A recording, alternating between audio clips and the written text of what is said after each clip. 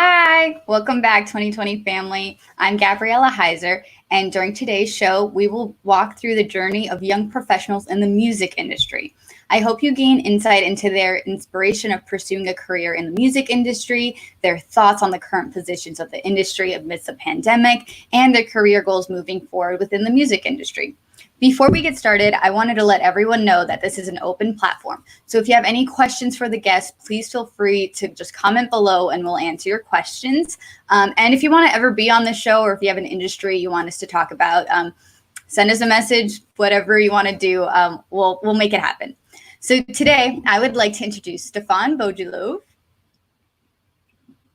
Hi. Jessica Harmoshki. I'm pretty sure I pronounced that wrong, but Jessica. And Gabby Barbieri. I kind of made it a goal in my show to always have two Gabbies. So I would like to just get started by you guys going around and introducing yourselves. Tell us what you currently do in the music industry and how you got your position. So Gabby, why don't we start with you? Hi, so my name is Gabby, and I've been working in the last 3 years in Philly with predominantly Live Nation, but other like music venues and like smaller clubs and theaters as well. And I mostly do photography. So I'm just a music photographer, and I've managed a few bands in this time there, but music, photos, and management. Here, I'll go next. So my name is Stefan, and I'm an executive assistant to a big manager in Los Angeles. He manages Lincoln Park and then promotes all the Hollywood Bowl shows. And I've been working in music management for the last year. Nice. Jessica? All right. So I currently work at a company called Deggy Entertainment, and they are a booking talent agency. I've been working for them since the beginning of the year. And I got that job actually through an internship there. That's awesome. So now let's dive into what inspired you guys to pursue a music career. Stefan, I know your stories, personally, I know that your story is very interesting. So why don't we start with you? I mean, all of your stories are interesting, but let's start with you. Yeah, I mean, so before I got into music, I had wanted to be a veterinarian my entire life. And long story short, I went to 3 concerts at the Fillmore in Miami and got noticed by the main marketing manager for the venue, who offered me an internship right as I was like transitioning from junior year of high school to senior year. And that kind of stemmed my passion for live music, and is when I realized that the music industry is an industry that I want to pursue a career in. So ever since then, I've just been hustling in Miami, and I moved out to Los Angeles about 2 years ago because I realized that if I wanted to pursue management specifically, that's where the most management opportunities were. So yeah, I made the move, and I've been very grateful to be blessed with a very great job and working for one of the best managers in the game, and it's been great. I'll go next. So I started off in South Florida as well. I was at a point where I was just going to like 3 to 5 shows in a month. And then the Boca Tribune actually reached out to me with Gabby, of course. And they were like, do you want to start covering shows for the newspaper? And I was like, yeah, sure. Free tickets. Why not? And so this kind of started in middle school, like late middle school, high school. And I started shooting shows. Once I was close to graduating, I started doing like the internships with Live Nation or just volunteering at their venues. Once I went to college, there was a wonderful experience doing the PHL brand ambassadors, which is for Live Nation clubs and theaters. And it's only for college students, and you get to do different things around the venue, but it's mostly just like promotion. So with that, I was able to ask them, hey, can I start shooting shows for the venues if they're not sold out and you guys don't have a photographer on hand? And when that happened, now like 3-4 years later, I do get hired for shows from them when they are sold out, and other things are happening there too, but just slow progress through volunteering in the industry. That's awesome. That's cool. For me, I'm also from South Florida, and I started doing music when I was in middle school. I went to a special middle school of the arts and high school of the arts, which is where I went Gabby number 2, Gabby Barbieri. And then from there, I went to college for voice performance. And it wasn't until I think it was like my sophomore year, I was minoring in music business, and there was a boy in my class who was just talking about his experience with a program called Grammy U. So basically that was like the college version of like the Grammys, and you got mentors, and it was really exciting. And from there, that kind of made me it like opened my eyes a little bit. And so then I changed my major to music business, and it kind of has just been kind of like full steam ahead since then. And it's been awesome. That's awesome. Grammy U is amazing. Oh, look at that. That's awesome. You remember? Yeah, I was of the Florida chapter. Yeah. Yeah, that's awesome. Me too. That's so cool. Look at that. Friends. So I know everyone, like myself, has an idea of what the music industry is like. Can you tell us a little bit about your view of the music industry before entering the field and how it changed or remained true today as you're in the music industry? Stefan, let's start with you. That's a really good question. And, you know, like I said, like I had no idea what the music industry entailed and what it involved up until I went to these shows and got offered an internship. I always thought it was glamorous, celebrities everywhere, and, you know, learned very quickly that that wasn't the case, and that I had to like make a distinction between being a fan and being very professional. But it's been great. I never expected the music industry to be as extensive and entertaining and fun to work in. And a lot of the days that I'm working, I don't feel like it's a job. I feel like I'm just having fun and following my passion, which is really great because it's not very common to like fall into a career field like that. So I feel really grateful. But no, it's great. I mean, I'm surrounded by a lot of really good mentors that are kind of helping me pursue my goals, and we can go into depth about that later. But it's crazy. I never expected the music industry to be how it is today and how it works, and it's been very, very rewarding to be a part of it. Yeah, I can jump in next. So my view of the music industry from being always like just a performer in it is it always looked very big to me and very like unattainable almost. Like it was always like, oh, you have to be patient. You have to, there's all these different streams you have to go through. And I, you know, that was fine. And, you know, through different internships that I did and finally getting this job, I learned that when you have a job or a career in the music industry, it's pretty much like a 24/7 job. I remember when I first started out and I was even interning, I was putting in crazy hours where some of my friends that weren't in the music industry were working like a typical 9-to-5 job. And I don't know if you guys agree, but at least for me, the hours are definitely not the normal 9-to-5, and it's usually a lot more than the typical 8-hour workday.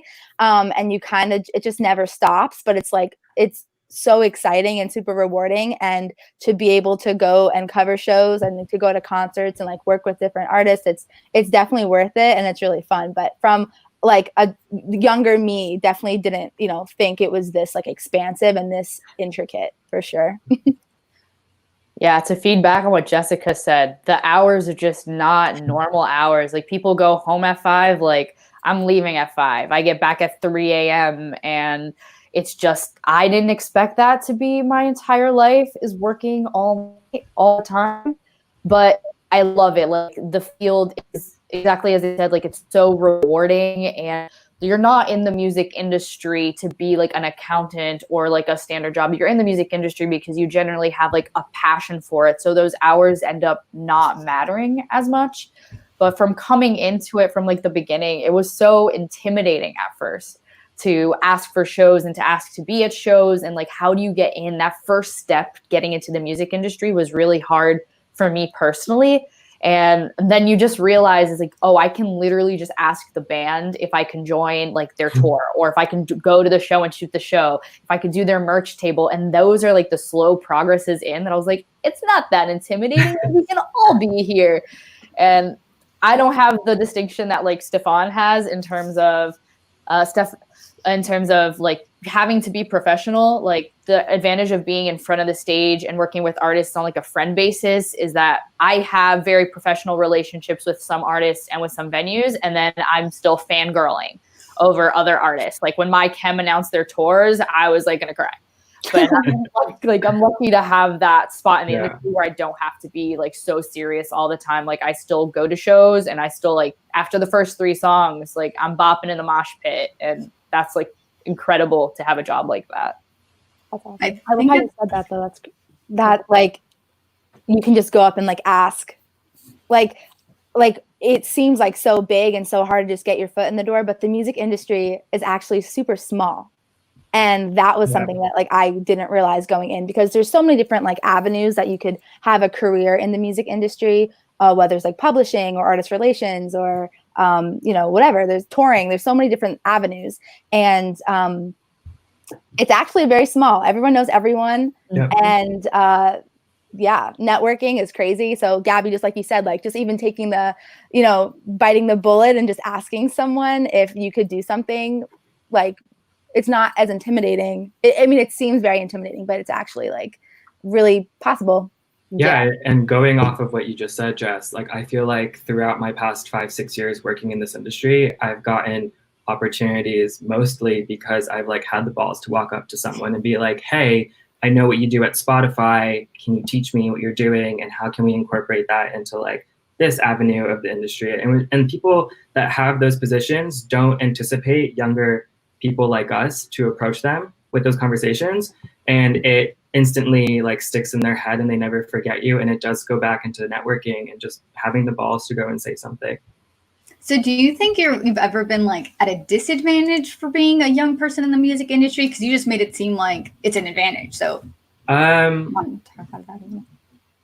don't think I've had a disadvantage based on like what you just said. I feel like in the beginning when I was starting and I was finally accepting my sexuality, it was really scary because I've heard stories where managers were fired because their artists found out that they were LGBTQ, or it just wasn't a topic of conversation. So I was a bit intimidated by that. And I did feel like that was my disadvantage. But for the most part, I think a lot of people respected the hunger that was in me at such a young age and didn't even, question it. And I feel like, not to sound snobby, but I feel like that's kind of what got me to where I am today, is kind of just having the balls and putting myself in those situations. But the disadvantage I definitely felt was definitely my sexuality and having to worry about that. And now that I've been in the industry and my boss is, is gay himself, it doesn't matter. But that was definitely something I struggled with the first year. Mm-hmm. What are some other obstacles you guys might like faced in the music industry, and how did you overcome those obstacles? I can jump in here. Go for it. So while I was at my college, I had various internships. And, like kind of like Stefan said, like I was just hungry to kind of get my hands on anything. So any opportunity that I saw that was, everything pretty much interested me. But I interned at like a hip hop rap record label. And like going in, I was like the only female, and it was very intimidating. And I felt like maybe they didn't take me so seriously at first. And I had all these insecurities, and I wanted to appear, like a very like not stern, but I wanted to appear very like together and just like, like no one was gonna not take advantage, but like, like just try to like push me around. And I wanted to be able to like stand my ground and like be respected. And I, it's always intimidating, like going into a place, like being the youngest and also being like the only girl or the only guy or the only Jewish person or the only black, whoever. Like it's when you're like alone, it's very intimidating. So like that was kind of like a concern for me.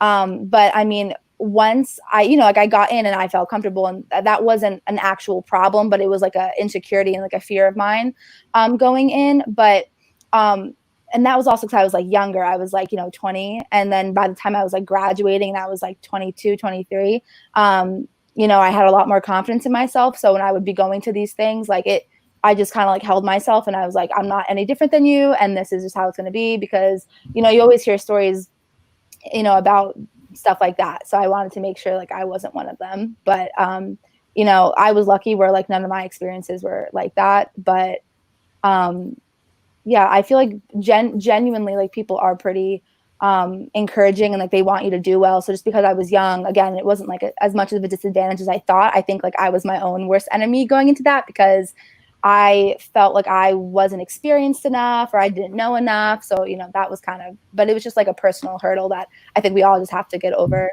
like just being confident in yourself. Yeah.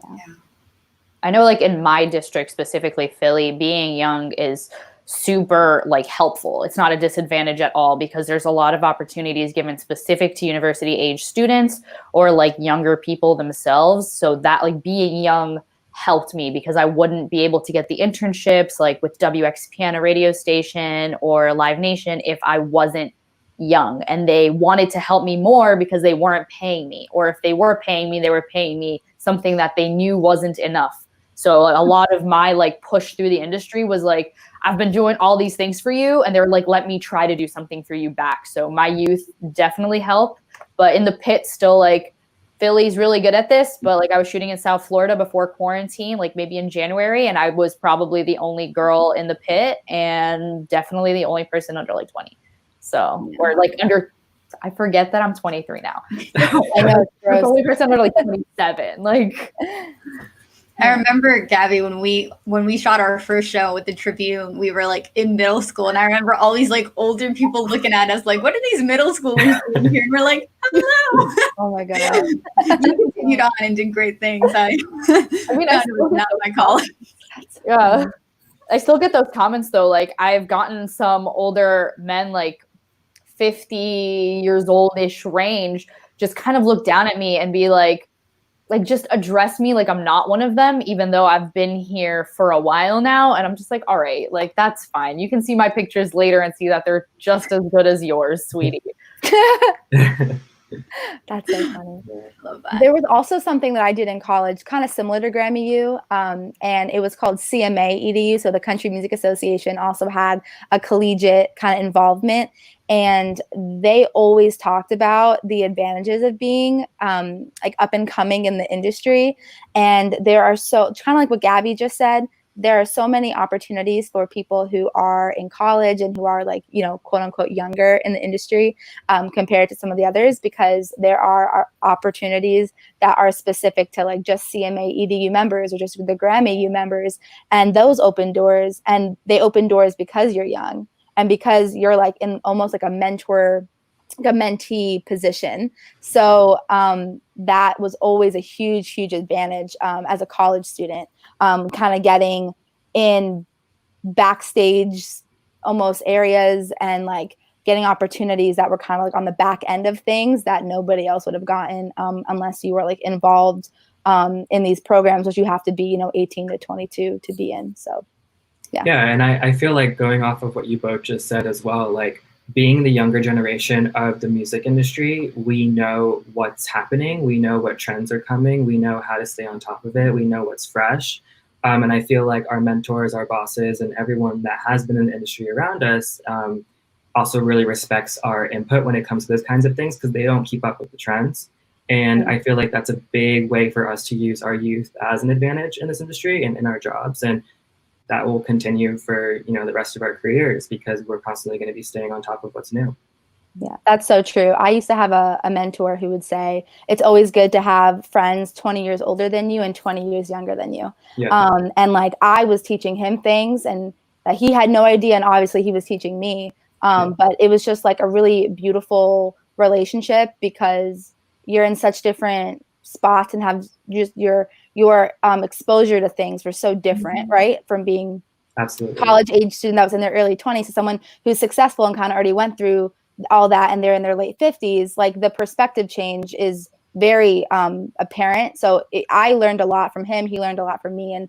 And again, like the older, the mentors or your bosses or these people that, you know, are in a position they want to give back and they want to help you because most of them had someone like that. So exactly. It's always good to have a fresh perspective on what's hot, what's new, what's like who people are listening to right now, what social media trends are big, and some of these, like just like you said, Stefan, like they're maybe not, you know, as you know, knowledgeable on some of the, like, the social media things that we're obviously like our generation is a bit more attuned to. So That's awesome. And you guys talked about mentorship. So let's talk about that a little bit. Do you guys have any mentors who specifically like stood out to you throughout your journey in the music industry? And if you did, what would you recommend to someone who wants a mentor in the music industry? Like, how do you go about getting one and things like that? I can answer this first and jump in. But so through the Grammy U program that I talked about briefly, I had some standout mentors that I hope to talk to for the rest of my life. Like they have absolutely impacted just my understanding about the industry, and through knowing them, I've gotten to do very cool projects and things that I've added to my resume, and has helped me get jobs and internships. So it's very cool. And the reason I think I got them is also because I like did a lot of informational interviews. So that's just when you call someone that you find like interesting, or you email them, I guess, first, and you say like, hey, like I'm really interested in what you're doing. Like, would you mind just having an informational interview? And you're kind of interviewing them, and you're asking them like, oh, how did you get to where you are? Like, you know, what's the, like, what do you wish you knew when you were my age, like things like that. And that's also just like a part of networking. So when you make those connections, you know, they're really susceptible to being a mentor for the most part. And that's how you can get a mentor, even if you don't have a direct connection like I did with like a Grammy U program, where like they kind of matched us up based on our interests. Like, go out and find someone that you admire or that you think is interesting, and or something about their career is like, you know, exciting to you, and try to just talk to as many people. And I have never been like told no. Like I've maybe, you know, they don't have that much time, but they always, people, I've never been like, yeah, I've never been like rejected from a phone call, at least just one, you know? Yeah. And if they don't have time to be like a full on mentor, because there's no rules to mentorships, you know? Like, I don't know, they always work out, and it's always good to just have an extra connection, or like a friend almost, like to have in your back pocket, where if you want to call them in a year or two and be like, hey, like, remember when you talked about this? Like, do you know how I could get into this? And like it's just building those connections and like the puzzle pieces. And it's very easy to get a mentor. You just have to ask, kind of like what Gabby said and what Stefan said. You just have to have the balls to ask. Like, you just have to go and ask. That's that simple. I love what you just said, and can totally relate to that. And I've been, you know, like I said in the beginning, like I started out by going to 3 shows and being recognized by someone that worked at a venue. And if it wasn't for her, shout out to Izzy, if it wasn't for her, I probably would be in vet school right now. She was the one that opened my eyes to the world of the music industry, and in this creative world that I never thought that I would be a part of. But at the same time, like when I was like trying to figure out my next steps and moving from the Live Nation like social media internship, I was like accepting or inviting all these people on LinkedIn that I like saw worked at Universal Music or worked at Warner Music or worked at Sony. And like, no matter what they did, I just like requested to connect with them. And if they accepted me, I would send them a message and be like, hey, thanks for the connection. Would love to chat with you sometime. And long story short, I immediately got a message back after I sent one to the main guy at Universal Music that ended up being my boss 3 months later, and ended up being my biggest mentor for the 3 years that I was working in Miami in the industry. So it is like Jess was saying, like it is having the guts to like go out and seek someone and be like, I see what you're doing. I love the music industry. How do I like do what you're doing and learn from you? And more than ever, you will never get a no. You'll get a, hey, I really respect you asking me and reaching out. Let's work together, or let me teach you. So yeah, I mean, my advice to anyone watching this and wanting to pursue music and finding a mentor is just put yourself out there and do not hold back, because no one, if they're a decent person, will reject you, because to them, it's not only a compliment that their work is being recognized, but they really value that because they may or may not have had someone to help them when they were our age. So. Right. It's a chance for them to give back, and that's what they all say too. Exactly. Like, someone did it for me, so like I'm happy to talk to you. So, and like I think about it all the time, like when I eventually get to this place where I feel like I'm doing everything that I want to be doing, I can't wait to have someone and mentor them the way that I was mentored. Like that will be one of the biggest accomplishments for me.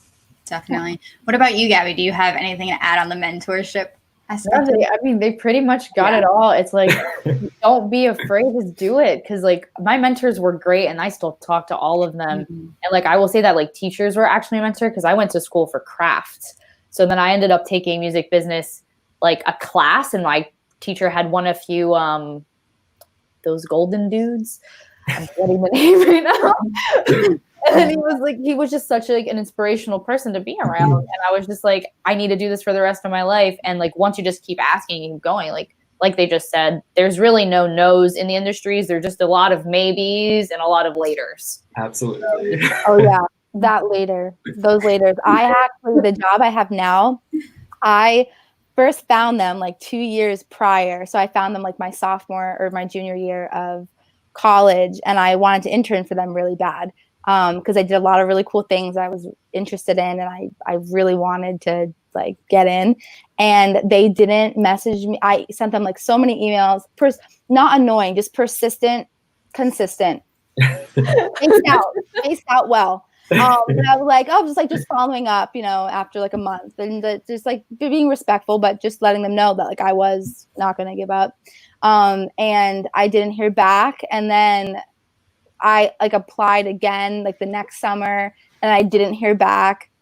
And I was like, okay, like whatever, like I'll move on. I'll find something else. It's fine. And like a month after that, so like 4 months after I initially like sent my, hey, I would love to intern for you, I got an email back like, hey, like we're actually looking for an intern. And I was like, like, okay, like, like, I'm like, that's so random. Like it wasn't summer anymore, and I was just like, okay, I'm not going to say no to this. And that internship led me to the job that I have now. And it is a lot of laters, and it's nothing personal. It's just that everybody is so busy, and I didn't quite understand that as a student or someone trying to go for an internship. But now that I'm kind of on the other side, I barely have enough time to, I feel like, get done what I need to get done. And it's like, and like the interns come last, which is true. Yeah. So it's like they're not ignoring you, they just haven't gotten to it yet. So if it takes a couple months, like don't cross it off your list, because it's possible like someone may come and contact you and ask you. But it's just having patience, like in any aspect, whether it's an internship or you're applying for a job, or you reached out to someone on LinkedIn, maybe they saw it and they're like, it's on their mind to respond. So just have patience with people, and don't get antsy if they don't respond right away, because it might be like a big priority to you, like it was to me, but it wasn't to them. So it's just understanding that as like, and that's where I think like the younger generation, like the kids, like that's a slight disadvantage, because you're spending all this time writing this big cover letter and this email, and you want it acknowledged, and sometimes you don't get it, at least for a long time. So just to have patience and just know that like if they want you, they'll get you back. And I think you said it's okay to be annoying, or what was the word you used? Consistent. I said persistent and persistent. I think I meshed both of those words. Not annoying though. Not annoying. No, I mean there's a difference between being like aggressive, and then there's a difference between being like respectful, and you're just being, it just shows like, one shows you're like dedicated and you're passionate, and the other one is like overbearing, and it's like it's off-putting. Because now that I have this job, I've seen both, and it's just like, who do you want to be? And you don't want to be the other one. So if you send an email and you're like, hey, I would really love to intern for you guys, I would love to apply, like can I, like who would be the appropriate person to send my resumes to? And if you don't hear back for like a month, then you can be like, hi, I just wanted to follow up. Hope you're doing well. Like there's nothing wrong with that. There's nothing wrong with following up, but giving a very respectful amount of time and recognizing that these people have their own lives. They're busy. They have work. They have families. Like just because you want something instantly doesn't, it's not like instant gratification, I guess is what I'm trying to say. Like, but there's definitely a way to do it respectfully and not annoying, because you don't want to be annoying. No. I know that we might have to move on, but I really want to touch on what you just said, because I just experienced something in myself that I feel like I should talk about. So I recently met someone that's really, really well off in the industry, and I wanted nothing more than to like reach out to her and be like, hey, like post quarantine, can we like grab a coffee so I can pick your brains? And I started talking to my roommate that also works in music about it. And he was like, she'll respect you more if you tell her exactly what you're looking to get out of the conversation, rather than you wanting to pick her brains over a coffee. Because think about how many times she's been asked that same question, and it's been like kind of like an overbearing nuisance to her. If you be like, hey, I would love to work with you one day. How can we make that happen? Here's what I'm doing. Here's what you're doing. Boom, let's do it. How do we have that conversation? She'd be like, oh, wow, this kid really, really knows what he wants and really has the drive to like ask me that. So that's one thing to consider. Like, you never want to like make someone make you just like a side thought. Like, show them where your mind's at from the get-go. Yeah, say yes to both of those things, because like my situation pre-quarantine was exactly a mix of both of the things that they just said. Like I was waiting for an internship for like 7 months, and they had responded like 2 to 3 months in, like, hey, we're interested, and then just would never do the interview phone call and would postpone, like literally would postpone it every week to the next week. And I was just like, all right. And then I just gave up for like 2 months. And then like, that's the respectful persistence that you have to keep going. And then it's like to the point, like, hey, when are we going to have that interview? And it got to a point where I was like, are we going to have that interview today? Like you mentioned it at 4:00. And then they're like, yeah, hold up. And then I literally called at 4. And they're like, you need to have that, like, okay, they did make this plan. You don't have to wait all the time. Like you do have to wait and be respectful, but like when that plan is made and they didn't cancel, like don't just wait for that call. Like call them and be specific about what you want, what internship you want, and what time frames you want. And then absolutely. Don't let them give you options. You give them the options. You give them the options, because they're never going to give you the right options. Right. I mean, but they will. They're really nice. Like that's a really good. But Gabby, that's a really good like point, because that kind of covers like the other end of what I was trying to say. Is like if there also is a point where like if they're not responding, or they're like wasting your time, like if they have a phone call at 4, like there is a point where you can like have a stand up for yourself and be like, hey, like we just confirming we have this at this time and just want to follow up and make sure like this is happening like now, like there's nothing wrong with that, as long as no, that's totally true. And I love what you said, Stefan, about like not being so generic to these people who probably like I never thought about it that way, which is a really great perspective to hear, because it is true. And I'm sure people get calls like that all the time, and having like a clear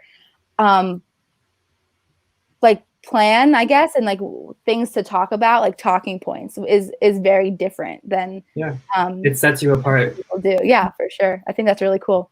I think this is my part specifically, but for photographers, like there's some bands and some photographers that I look up to, and one way that I'll like try to get to know them, like besides being at that show, because I'm a little shy and we're all trying to work, like no one's just trying to have a conversation in the first 3 songs and you have to shoot, but I like pictures of myself in the pit. That's a cool thing to have. So if there's like an opportunity to take a picture of a photographer that you admire, that's like an opener for a conversation. Like, hey, I have this picture of you, like because they want that. Like, not everyone, like, don't get me wrong, people don't like their pictures taken all the time, but people want that, like, oh my God, I'm shooting shot.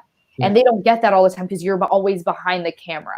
So having that intro to a conversation that's like very like niche, or like you're offering them something, but like it's not a big something, but just like a reason to talk to them is sometimes a good thing to have into like parallel conversation. That's a really cool way to start an opener. Yeah, like how cool. I accidentally got this shot of you. The photographers. I love that. Some people, only if the shot's right, you got to slide into their DMs the right way. I love that. I don't think we have any comments from the viewers, but if you have any questions for our lovely guest today, definitely just shoot them below and we will be glad to answer them. In the meantime, don't worry. We have more things to talk about. So one question I wanted to ask you guys was, what set you apart in the industry? I can imagine that the music industry there's just a lot of people wanting to get into it. So how did you guys set yourselves apart? Gabby, why don't we start with you? Honestly, I'm not like, I know these 2 people next to me, and I'm going to say like one of them, like they both have just very, very endearing personalities, and I'm very shy. Like that's not my setting me apart, but my setting me apart was my effort and the persistence. Like I'm not a great photographer by any stretch of the words. I am good. I'm consistent. I'm on time, like right on time. Don't call me early, but I'm right on time. Those qualities that make you just like a quality person to have around in the industry, because there's great photographers, but they might just like not show up sometimes. So just being consistent has been my viewpoint, like that's helped me a lot, and making those connections. So just connections and consistency. Yeah. That's good. I think that's important also to highlight, because not everyone has a talent, you know what I mean? But like you said, finding some other way to set yourself apart, that's awesome. That's actually a really good point. Like you're showing them you can do the job, and they have no reason to get rid of you because of that. And you're being present, you're doing what you're told. That's a really good point. I feel like I kind of already touched on this a little bit, but I feel like when I was like trying to figure out what I wanted to do in music, I was so eager that I was like pursuing opportunities in so many different departments of the industry, which kind of got overwhelming for me, but made me stand out because I was like pursuing a PR internship while also doing two management internships in New York. And it was like I kind of had myself all over the place because I was wanting to learn so much.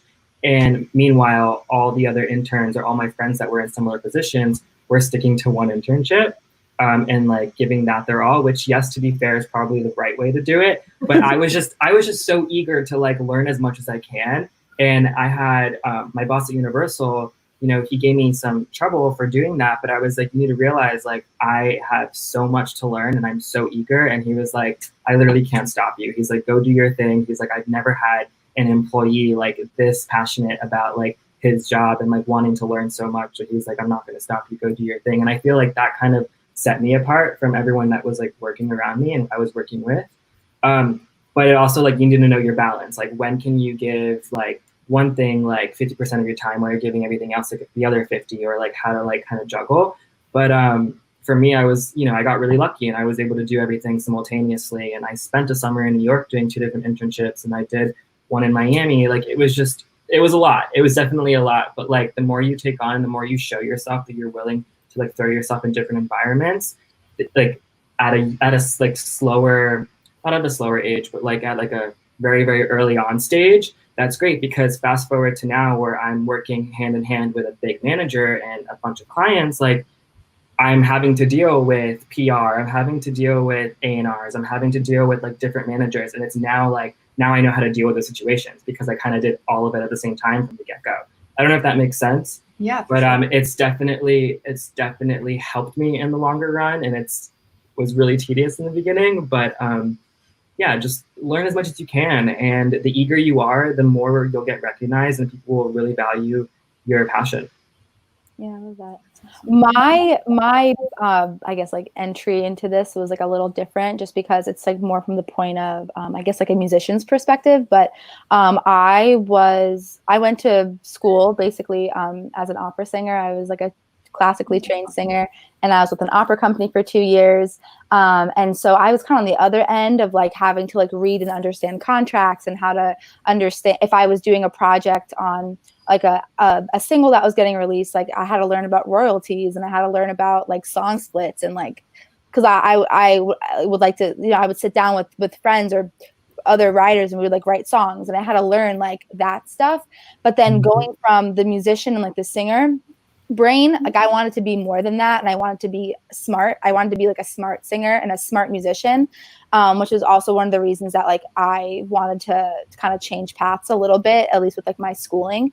And so when I got into music business, like that was the stuff I was learning. And so I actually had a mentor through the Grammy U program that I keep talking about, but he was sitting down with me one day and he's like, do you realize that like you have something very different than everybody else applying for these internships? And it was like, because I was a musician, like the job that I'm dealing with right now, like I do a lot of A&R and I'm dealing with a lot of musicians. So it's like, I can speak the same language almost. It's like, it's not like, you know, someone who has never dealt with any type of like I can read sheet music. I know music theory very well. I play lots of instruments. Like, and that's just something that I have in common with a lot of these artists that we work with. So that is kind of an advantage because they'll say some things that maybe my colleagues like won't know what that means. And I'm like, oh, I got it. You know, like, so that's just a different perspective than a lot of people. Not to say that if you're not a musician, you can't work in the industry, obviously. But, you know, it just set me apart because on my resume when I was applying, I was like actively with an opera company, which was kind of funny. And I was applying to be at like an A&R job with Sony, or I was applying for all these different things that were just very different out of the wheelhouse than like a typical singer. And kind of like what Stefan said about kind of taking on as much as you can. Because I didn't put all my eggs in one basket and just do like a record label or just do something else. I took every single thing I could get my hands on to learn and just to add more skills to like my like bag of tricks, I guess. I don't know how else to call it. But you know, when you do that and you spread yourself a little thin, as long as you know how to time manage yourself, like it'll be absolutely worth it. And so in my job now, I'm an executive assistant, kind of like what you said, Stefan. And I'm doing lots of different things, lots of different tasks in all different areas of the industry, whether it's promoting or like I was making graphics for a band, or I was helping with a tour, or I was helping with A&R submissions. Like it's one of the advantages of working as, I guess, an assistant even too. It's like you do what the CEO or your boss does, and he does everything. So it's like awesome because you get to learn from like the top guy, which, for whatever reason, if I go on to something else, like that's only going to help me, because now I have experience in all these areas that someone, if they just kind of pigeonhole themselves into one thing, they might not be able to say. So it makes you competitive. And also you just learn, and like that's the best thing, because I feel very secure now if I have to do something that involves like the business side, while even though maybe like I'm the musician in it, like now I know how to handle it, and now I know how to read a contract, and now I know what not to have in it, and like it's exciting, and I feel educated and I feel smart, and I feel like I can walk in confident to places and like know what I'm talking about, which is a great feeling. And I feel like when you're spreading yourself really like all over the place, like when I had my employer at Universal tell me, hey, I need you to focus on this job and not everything else, it was a really big turnoff for me, because I was like, oh, well, I'm not being valued or respected in this job, but I'm like, at the same time, my head is like 3 other places. And for a bit, I was like, all right, maybe I should just focus on this one thing and just like give that my all. But there was like something in me that was like pulling me away to like everything else that I still needed to learn. And then it got to a point where I was like, you know what? I was like, I don't need to take what he said and actually like think about that and like focus on solely just what he said. Like my mind is somewhere else as well, and I'm gonna learn as much as I can. Like no one's gonna stop me. So it was actually really disappointing for a big like executive to like put me down a little bit. And that was, to be honest, that was like the first time that I've had like a slap in the face by the music industry.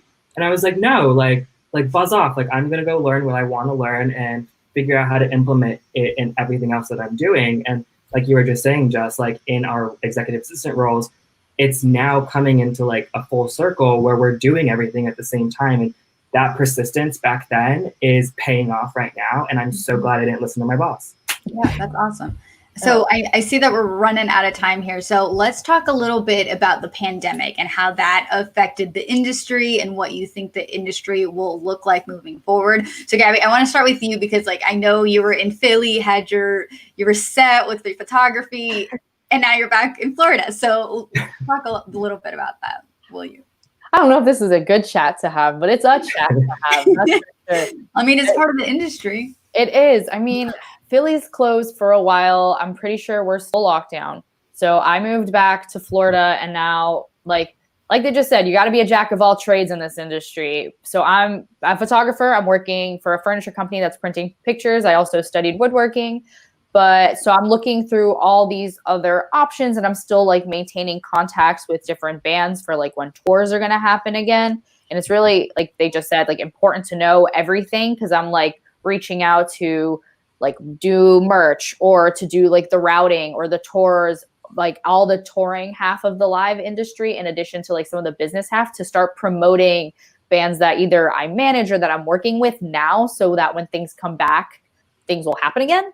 But like that's like the biggest thing that at least I'm doing, is working on like all of my socials, my websites, and then like trying to help my artists or game plan for my artists to be able to get back so I can get back. Because when my artists get back to work, I can go back to work. And that's been like what I've been doing. Yeah, that's cool. Yeah. At least you're like, you sound really productive, like working on your website and your socials. Like that's like perfect right now. And I mean, at least for me, like the company that I work for, they're a booking agency. They do lots of very cool things, but that's like the side that I've seen most of so far. And so, I mean, they have crazy amount of shows that got canceled or postponed. And so it's like you're taking the year 2021 that already had enough planned, right? And now you're trying to cram a whole entire year that got screwed up into that same like small year as well. So it's been like challenging to watch and like to reschedule shows and to reschedule tours and all of that. But it's been pretty amazing, honestly, like the people that I've been working with, how quick they pivoted to virtual shows. And I mean, When they first like were talking about that, I was like, what the heck? You know, like, how is that going to work? And I mean, they put on full production, like real time stuff. And it's amazing what you can do. That's more than just a simple Facebook Live video. I mean, we had a full like audio visual team working with the levels and the sound. Like, I've never seen a sound check more intense than a virtual one, which is crazy because you go to like a big venue and they're doing sound checks for an hour and they're checking, you know, and that's what I'm used to. And then to see a virtual sound check, and it was so intricate. It was insane.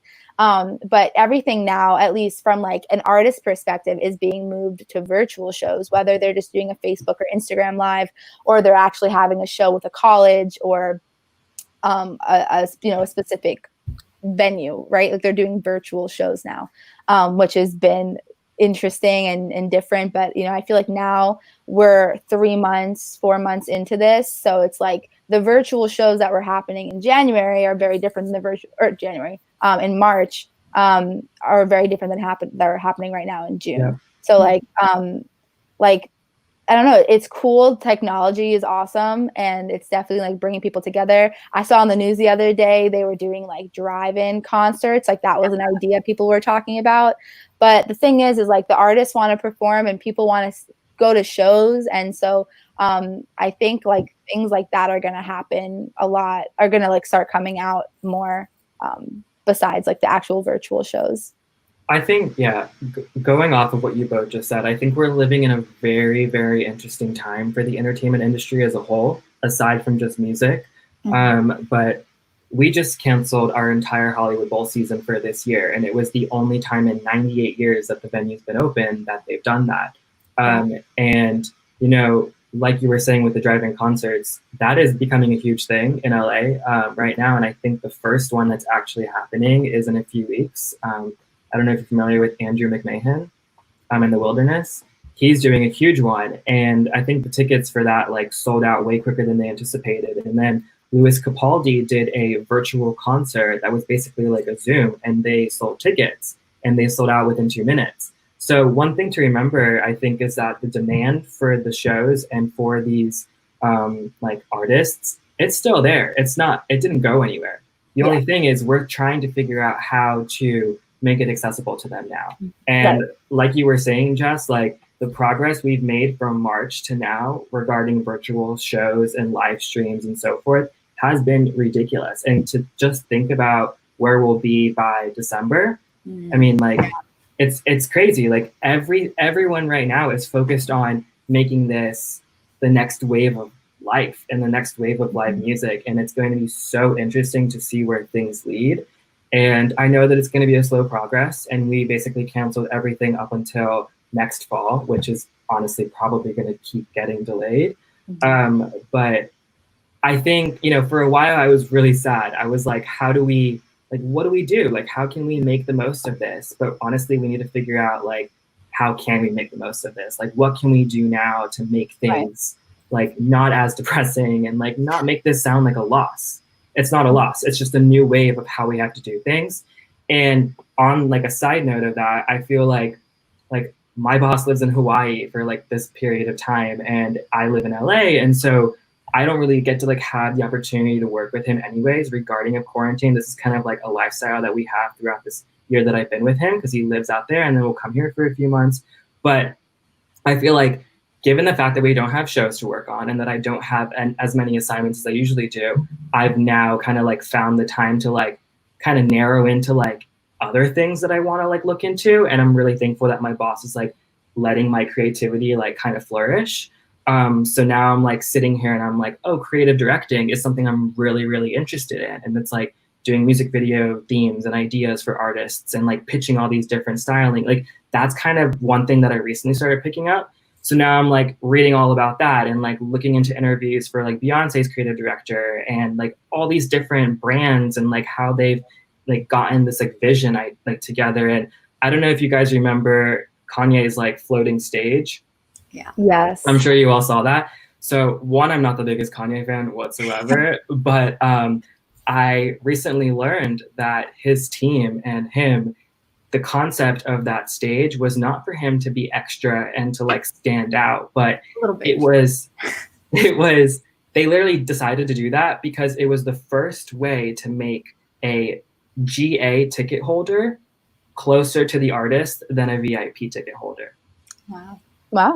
And that is honestly, like, when I heard that, I was like, that's how we need to be thinking. Like, that's literally how we're progressing. And like, that like really resonated with me. And like, that's the kind of things that I'm like trying to like brainstorm now moving forward. But it's basically like, we have to use this time to figure out what we can do to propel ourselves into the next generation of music and the next generation of live music. And it's really sad at times, but it's also really, really exciting because like we have the like creative freedom to just brainstorm whatever we can. And if it works, it works. But in the meantime, like, we're all working on it together and we're one big family. And I feel like we're heading into a really, really interesting era. And looking back on this like 20, 30, 40 years from now, we can say that we were a part of that and we were a part of the next wave. And we hope change music. Yeah. And it's really inspiring. And I don't think, like, I feel like anyone watching this right now that might be like, oh, like, I wanted to pursue music, but now this all happened. Like, what am I doing with my life? Like, don't let that stop you.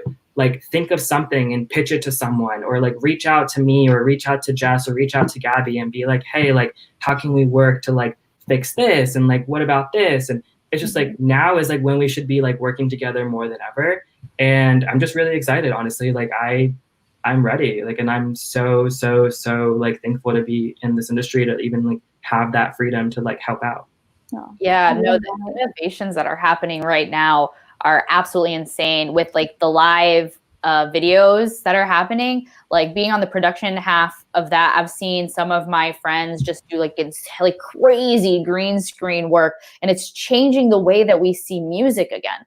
Like, there's now kind of a reality where the next generation might be able to pay $35 to go to a show and not have to drive 2 hours because they have not equally as nice, because being at a show is completely different. I'm 100% proponent of live shows and being there, but like, you can have a good experience on lives. And what was amazing that happened during the quarantine, like, obviously so many negative things happened, but like, on the good side, everyone's egos dropped. I don't know how much you guys are seeing that on your end, but like, I think on all the ends, like, the egos dropped. People are so willing to collaborate. Like, you have some giant producers working with small bands. You have like people that were feuding. Like, I have like some photographer friends that didn't really like each other, and now they're doing great things together. And you see that everywhere. Like, agents and promoters are working together better than ever to postpone the shows and reschedule shows, and like, just rerouting a whole tour is insane. And to see everyone come together for one mutual go and just drop all of their egos, drop what they thought of each other. Like,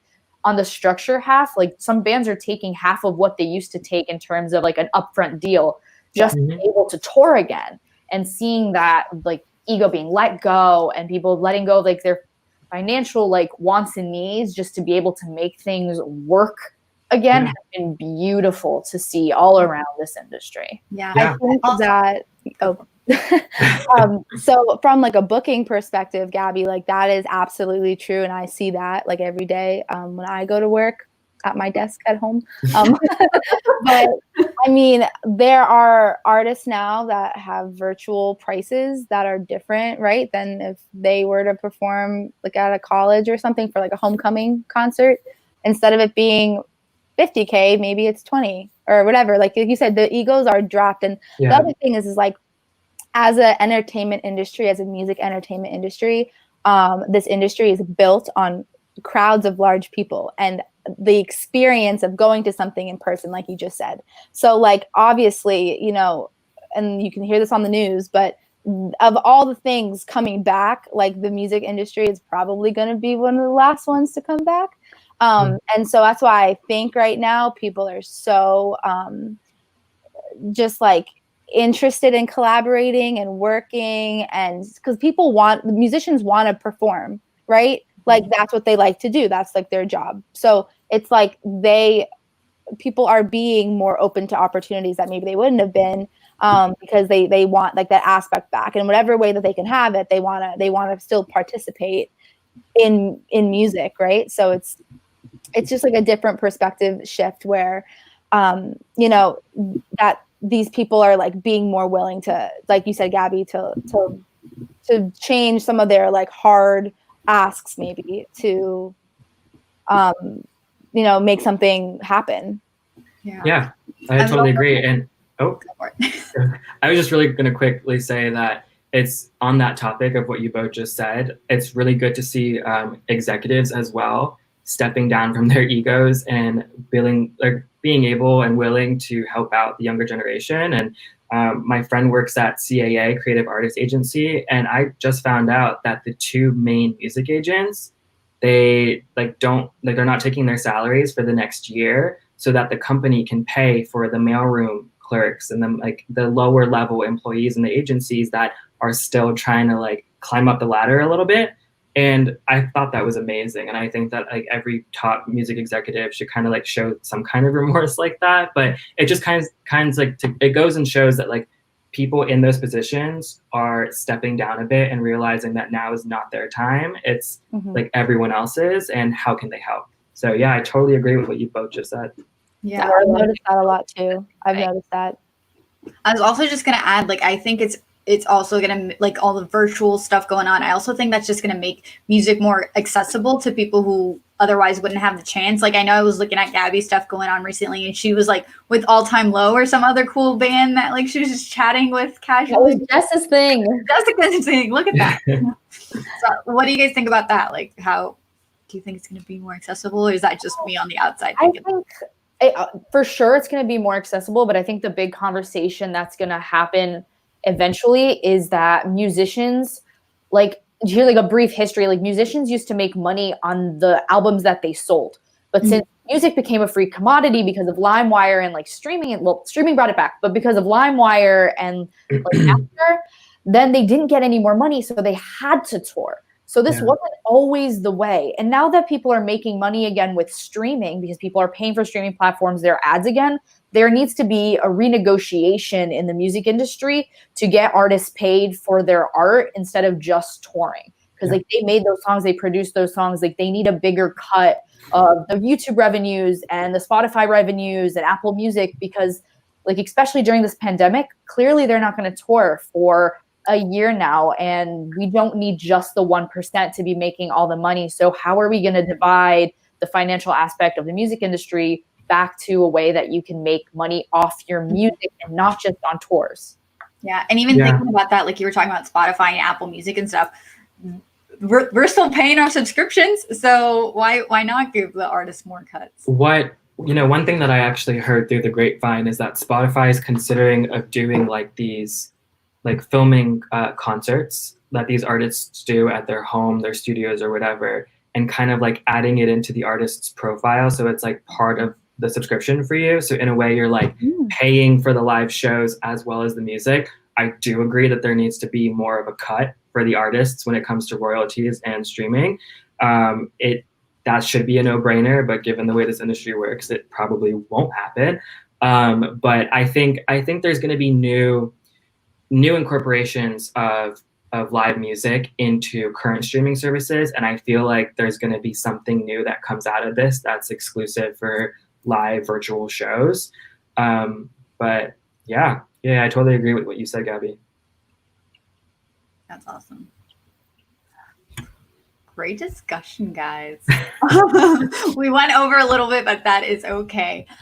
So just before we get ready to sign off, I just wanted you guys to go around and kind of give your contact information, I guess. Like I was saying at the beginning when I first started the Next 2020, the point of the show is really to connect young adults and young professionals and get connected with other people in the industry. So I think it's a good idea to start giving out, I guess, contact information. I don't know.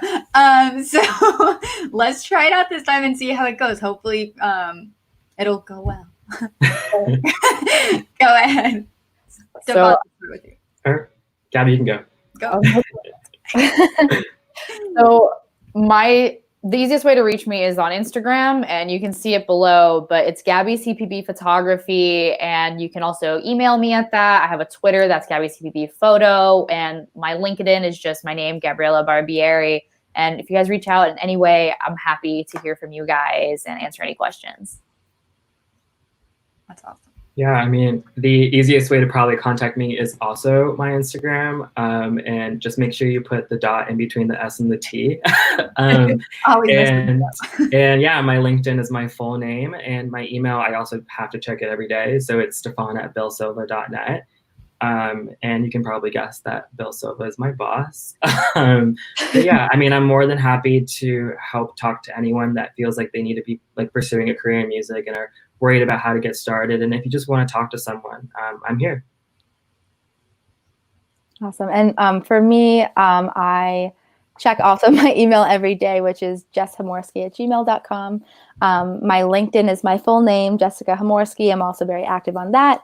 And then I also have Facebook. I'm not an Instagram person, but Facebook is Jess Hamorsky. And just like the other two just said, I'm super happy to talk to anyone who has questions about the music industry. And I think we all gave very different perspectives. And I know we're all just very happy to talk to anyone who's interested. So reach out. Yeah. That's awesome, guys. This was a great show. I really enjoyed it, and I hope you guys did too, and the audience. Oh, look, there's the audience. Laura says, great discussion. I appreciate everything you do. Shout out to my older sister. Stay hungry. Love that. Aww. So thanks, everyone. Come back next week. We'll have another great show for you guys. And yeah, if you have any questions or have any input on the show with industries and etc., just reach out and we'll make it happen. Thanks so much, guys. Have a great night.